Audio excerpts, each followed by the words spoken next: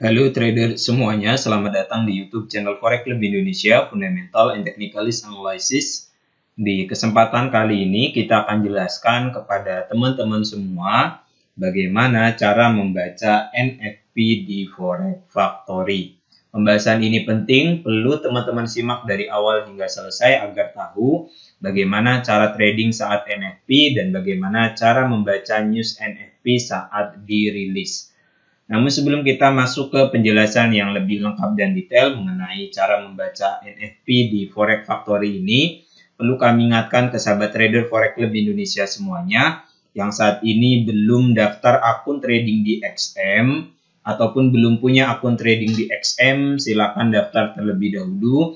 Penjelasan lengkap bagaimana cara daftar akun trading di XM, panduannya telah kami jelaskan di video yang paling pertama di dalam playlist belajar trading forex dari nol. Teman-teman bisa klik notif di bagian atas video ataupun silakan buka menu playlist di YouTube channel Forex Club Indonesia. Klik bagian menu playlist yang ini di kursor yang kami tunjukkan ini. Nah, di sini ada playlist belajar trading forex dari nol.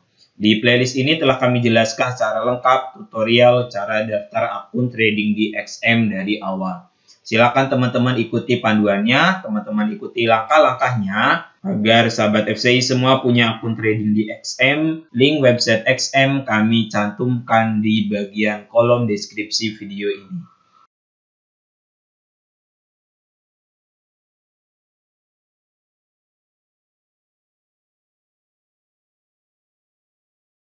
Oke. Mari kita mulai saja bahas mengenai cara membaca NFP di Forex Factory. Kita buka handphone terlebih dahulu. Nah, ini website Forex Factory-nya telah kita buka. Teman-teman bisa buka linknya di www.forexfactory.com. Yang ini. Oke. Kemudian setelah itu kita setting terlebih dahulu kalender ekonominya. Klik bagian filter. Kemudian di sini mata uangnya kita checklist yang USD. Yang ini kita pilih. Untuk newsnya ini kita centang saja semua. Dan untuk impact-nya kita pilih yang penting, sangat penting, dan kurang penting. Oke. Kemudian klik apply filter. Setelah itu kita setting waktunya. Pilih icon jam yang ini. Jam 8:01 ini kita klik. Karena kita ada di Jakarta, kita pilih +7 Jakarta. Ini format waktunya, teman-teman bisa pakai yang 12 jam ataupun 24 jam. Kita gunakan yang 24 jam saja, klik save. Kemudian kita buka kembali kalender. Nah, nanti malam itu akan dirilis data NFP. Oke. Yang ini. Tanggal 2 September jam 19.30 waktu Indonesia bagian Barat.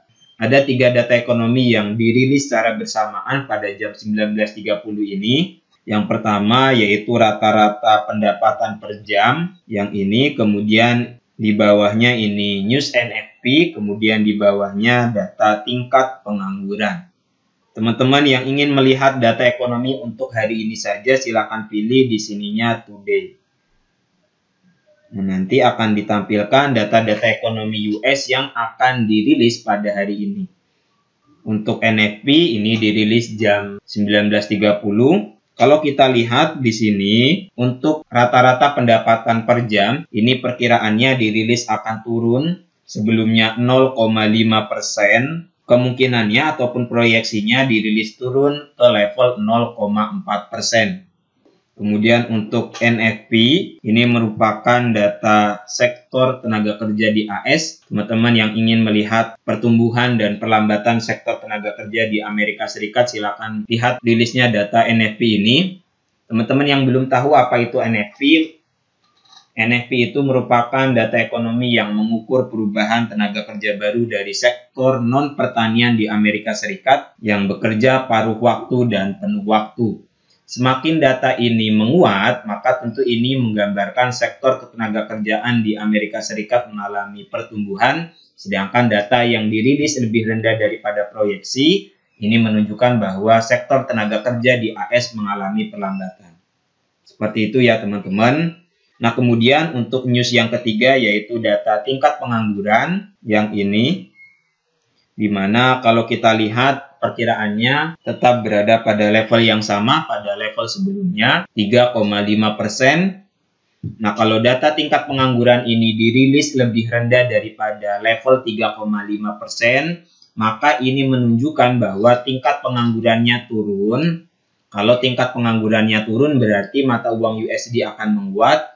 Kalau data tingkat penganggurannya naik, maka ini menunjukkan bahwa terdapat peningkatan pada jumlah orang-orang yang tidak mendapatkan kesempatan kerja. Artinya, tingkat penganggurannya mengalami kenaikan dan tentu akan menyebabkan mata uang USD melemah. Jelas ya teman-teman, ini 3 news penting yang dirilis secara bersamaan pada saat NFP, yaitu data rata-rata pendapatan per jam, kemudian data sektor tenaga kerja non-pertanian, dan juga data tingkat pengangguran. Cara bacanya seperti itu, silakan teman-teman nanti lihat perbandingannya, perkiraan dengan aktual. Untuk data rata-rata pendapatan per jam ini, apabila dirilis lebih besar dari level yang telah diperkirakan, ini kan level perkiraannya 0,4%. Kalau nanti dirilis lebih tinggi daripada level 0,4%, maka tentu ini akan menyebabkan mata uang USD menguat. Kalau dirilis lebih rendah, maka ini menunjukkan bahwa rata-rata pendapatan per jamnya itu turun. Kemudian untuk yang NFP yang ini teman-teman silakan nanti lihat perbandingan forecast dan juga nilai aktualnya. Kalau data aktualnya lebih besar daripada proyeksi ataupun lebih besar daripada forecastnya ini kan 295.000. Kalau nanti aktualnya lebih besar, maka tentu akan menyebabkan mata uang USD menguat. Dan untuk data tingkat pengangguran yang ini, teman-teman silakan lihat nanti apabila datanya lebih besar daripada proyeksi, maka ini menggambarkan bahwa tingkat penganggurannya naik dan tentu mata uang USD akan melemah. Sedangkan apabila nanti tingkat penganggurannya turun, data ini dirilis lebih kecil daripada level 3,5%, maka ini menandakan bahwa tingkat pengangguran di AS mengalami penurunan dan banyak orang yang mendapatkan kesempatan kerja, maka mata uang USD akan menguat. Jelas ya teman-teman semua? Ini cara membaca NFP di Forex Factory. Teman-teman perlu ketahui terlebih dahulu apa maksud data ekonominya. Kalau dirilis lebih besar artinya apa, kalau dirilis lebih kecil artinya apa. Nah, selain menggunakan website Forex Factory, teman-teman juga bisa gunakan website XM. Ini sama saja. Kita buka website XM terlebih dahulu, kita gunakan PC agar lebih jelas. Oke. Silakan klik link website XM di bagian kolom deskripsi video ini. Silakan teman-teman klik linknya. Kemudian setelah itu buka di bagian riset dan edukasi, buka kalender ekonomi. Kita setting waktunya, kita pilih +7 Jakarta, kemudian kita filter, klik filter yang ini, kita pilih Amerika Serikat saja, kemudian kita scroll ke bawah, kategorinya kita pilih semua, untuk tingkat kepentingannya kita pilih yang penting dan sangat penting, kemudian klik berlakukan.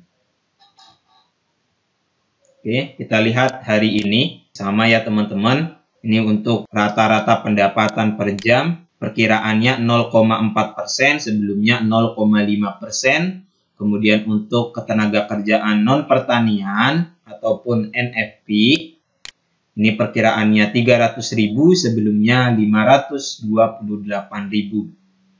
Jika nanti NFP ini dirilis lebih kecil daripada 300.000, maka ini tentu akan menyebabkan mata uang USD melemah.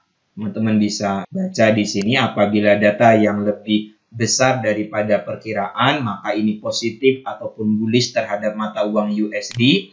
Jika data NFP ini dirilis lebih rendah daripada ekspektasi, maka ini tentu akan menyebabkan mata uang USD melemah ataupun bearish. Ini maksud data NFP-nya. Kemudian data yang ketiga yaitu data tingkat pengangguran. Perkiraannya 3,5%, sebelumnya juga sama berada pada level 3,5%. Kalau nanti data tingkat pengangguran ini dirilis lebih kecil daripada level 3,5%, maka ini akan menyebabkan mata uang USD menguat karena tingkat penganggurannya turun. Kalau nanti datanya dirilis lebih besar daripada 3,5%, maka ini menunjukkan bahwa tingkat pengangguran di Amerika Serikat mengalami kenaikan.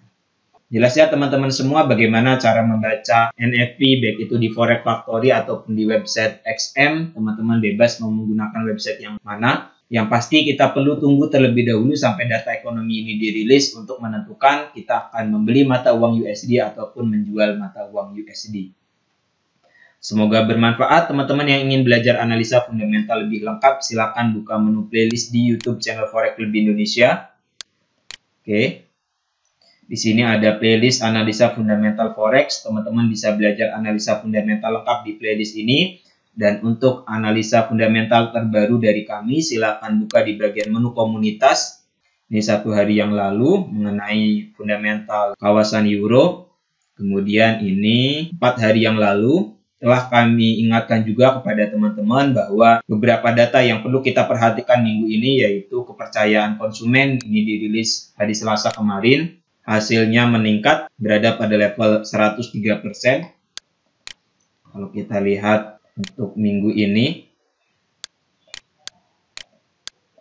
yang ini 103,2% untuk kepercayaan konsumen Agustus.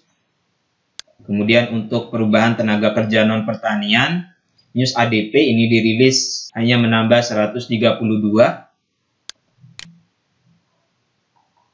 Yang ini di kursor yang kami tunjukkan ini. Kemudian untuk klaim pengangguran awal, data terakhir itu dirilis lebih rendah daripada perkiraan. Yang ini. Oke.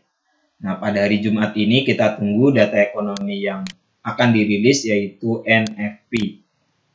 Jam 19.30. Ini sangat penting dan teman-teman perlu menunggu sampai dengan data ekonomi ini dikeluarkan. Semoga bermanfaat. Jika ada hal yang belum dipahami, silakan tulis pertanyaannya di kolom komentar di bawah.